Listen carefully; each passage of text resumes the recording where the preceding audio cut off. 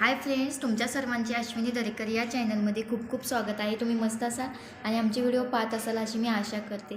तर ॲक्च्युली माझे मिस्टर 2-3 दिवस झाले बाहेर गेलेले आणि माझा मुलगा 2-3 दिवसापासून खूप आजारी आहे. त्याला उलट्या आणि ताप, सर्दी, खोकला होता. तर आम्ही त्याला औषधं वगैरे दिलेले, तर त्याला एक दिवस बरं वाटलं आणि नेमकं रात्री त्याला एवढा त्रास झाला की म्हणजे काय बोलू ना मी, तो अनुभव माझ्यासाठी नवाच होता. इतका म्हणजे मी लिटरली 12-1 वाजेपर्यंत माझं एडिटिंगचं वगैरे काम केलं. आधी त्याला गोळ्या औषधं देऊन झोपवलेलं. त्याला ॲक्च्युली ते तर दुखतच होतं, सर्दी खोकला वगैरे, आणि त्यानंतर त्याला अचानक जुलाब व्हायला लागले. तर मी एवढी धावपळ माझी की त्याला गोळ्या औषधं आणि त्याला खाल्लेलं काही पचत नव्हतं. तर मग ज्यूस आणि ह्या त्या गोष्टी इकडून तिकडून एकटीलाच करायला लागत होत्या. आणि त्यानंतर मग त्याला मी जेवण वगैरे करून सगळं झोपवलं व्यवस्थित आणि औषधं वगैरे दिली आणि मी माझं काम करायला बसले. आणि काम करता करता मला 1 वाजले, कधी समजलंच नाही. आणि ॲक्च्युली हे नसले की मला एकटीला झोप पण येत नाही. आणि मी झोपायलाच तर तो लगेच रडायला लागला आणि मम्मी म्हटलं माझा कान दुखतोय. आता काय करायचं, कान दुखतोय. मग तो खोबरे तेल त्याच्या कानात घातलं, त्याला थापडलं. असं करता 1चे 3 वाजले, तरी पण त्याला काही बरं वाटेना. मग मला पण खूप टेन्शन आलं. फोन करू तर कुणाला करू, कुणाला सांगू. यांना फोन लावायचा विचार आला तर म्हटलं हे तर लांब आहेत, यांना फोन लावून काहीही फायदा होणार नाही, तर मग यांना फोन कशाला लावू. मग मी नरेंद्र माऊलींचा धावा केला की देव बाप्पा, मला तर आता कोणी नाही आहे मदतीला, एवढ्या रात्रीचं मी काय करू. विचार आलेला की मम्मी त्यांना पण बोलू, पण म्हटलं एवढी रात्र झाली आणि त्यांना पण दुसऱ्या दिवशी जॉबला वगैरे जायचं असतं, ज्याचे त्याचे कामं असतात. मग मी तसंच माऊलींचा धावा केला की म्हटलं माझ्यासाठी आता तुम्हीच या धावून, कारण मी काही करू शकत नाही, कुठे जाऊ पण शकत नाही, तर तुम्हीच माझ्या मदतीला या. आणि मग जवळपास 3 वाजता त्याला झोप लागली, त्याचं दुखायचं राहिलं कान, आणि त्यानंतर मग आम्ही झोपलो. तर मला पहिल्यांदा अनुभव आला की हे घरी नसताना स्वराचं एवढं दुखायला लागलं.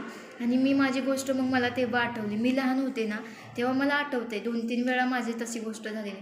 रात्रीचा माझा कान असा दुखायला लागलेला आणि मम्मी पप्पा शेतातलं काम करून एवढे दमून जायचे की रात्रीचं कुणालाही माहिती, झोप खराब केली की किती चिडचिड होते. आणि मग पप्पांचं तसंच व्हायचं, झोप खराब केली की त्यांची चिडचिड व्हायची आणि मग ते आम्हाला दम द्यायचे. पण आता आमचं दुखतं आहे, मग आम्ही थोडं असं म्हणजे यांनी रडतोय की नाटक वगैरे करतोय, असं तर नव्हतं ना. आम्ही छोटे होतो, आम्हाला काय कळणार आहे नाटक म्हणजे काय असते. पण तरी पप्पा ओरडायचे, मग त्या भीतीने आम्ही मम्मीपाशी रडायचो फक्त. आणि आई शेवटी ती आईच असते असं म्हणतो ना, ती पप्पांचा ओरडा खायची, आमचं रडणं, आमचं दुखणं. मग ती काय करायची, आम्हाला खाट होती आमच्याकडं, लोखंडाच्या खाटा असतात गावाकडं, सगळ्यांना माहिती.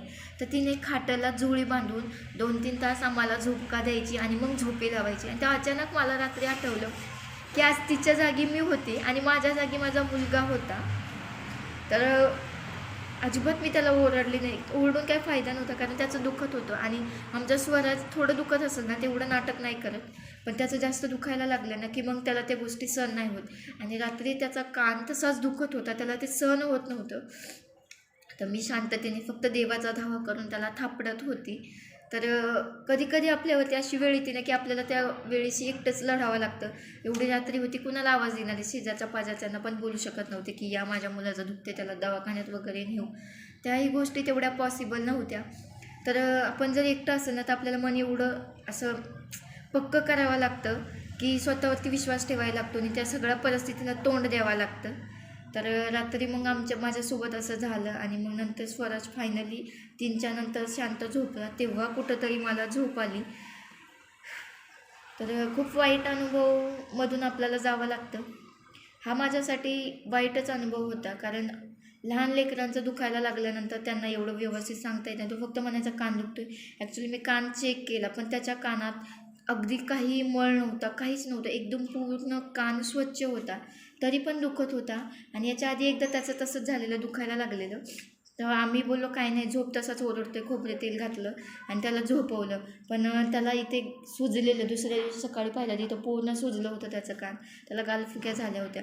मग कधी कधी थोडीशी लापरवाही आपल्याकडून होती की काय, आपण तेवढं मुलांकडे लक्ष देत नाही आणि अशा थोड्याशा चुका होतात. मग रात्री ती गोष्ट मी म्हटलं की नाही, असं काही चुकवून द्यायचं नाही आपल्याकडनं, त्याचं दुखतंय, त्याला त्रास होतो. तर अशी सिच्युएशन येते माणसावरती कधी कधी, आणि त्यावेळेस काय करायचं काय नाही हे सुचत नाही. तर त्यावेळेस फक्त एकच दरवाजा उघडा असतो, तो म्हणजे देवाचा. देवाचं नाव घेतल्यानंतरच ते दुःख म्हणा किंवा त्या त्रासाला सहन करण्याची एक शक्ती आपल्याला भेटते.